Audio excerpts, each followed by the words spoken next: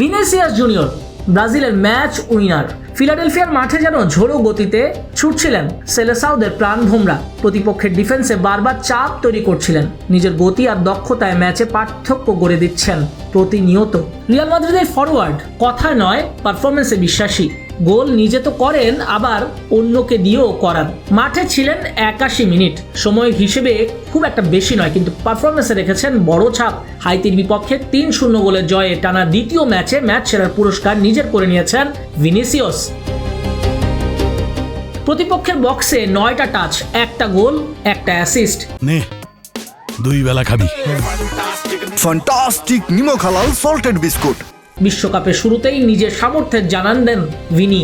এর আগে মরক্কোর বিপক্ষেও গোল করেছিলেন 1টা।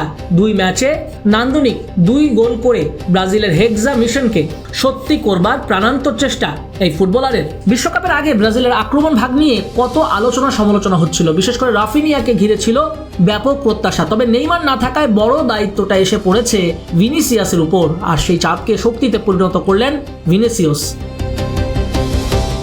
হাইতির বিপক্ষে তার পারফরমেন্সের পরিসংখ্যান বলছে 81 মিনিটে 2টি শট অন টার্গেট হয়েছে, বল স্পর্শ করেছেন প্রায় 35 বার, তৈরি করেছেন বিগ চান্স।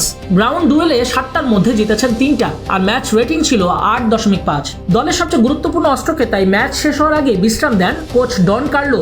ভিনিসিয়াস ছাড়াও কুনিয়ার জোড়া গোলে সেলেসাওদের আনন্দটা হয় দ্বিগুণ। মরক্কোর বিপক্ষে 1-1 গোলে হতাশাজনক ড্রয়ের পর ব্রাজিলকে ঘিরে নানা রকম গল্প রচনা হয়েছিল, কিন্তু হাইতি ম্যাচে বড় জয় দিয়ে ব্রাজিল সবকিছু দূরে ঠেলেছে। স্কটল্যান্ড ম্যাচেই নেইমার ফিরছেন। নেইমার ভিনির রসায়ন দেখতে মুখিয়ে গোটা বিশ্ব। 3-0 গোলের বড় জয়ে সি গ্রুপের শীর্ষে এখন ব্রাজিল। ভিনিসিয়াসের ধারাবাহিক পারফরমেন্স, নেইমারের কামব্যাক, হেক্সা জয় খুব বেশি দূরে নয় সেলেসাওদের। নাজমুস সাকিব, কালবেলা।